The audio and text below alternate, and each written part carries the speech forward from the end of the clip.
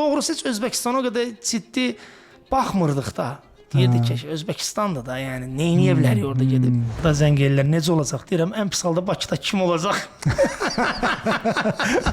Gəlin, narahat olmayın. Bax, bu vergidir, vergi faizləridir, gömrükdür. Yəni burada vəziyyət necədir? Gömrük proseduru tez, rahat, sürətli şəkildə həll edə bilirsən.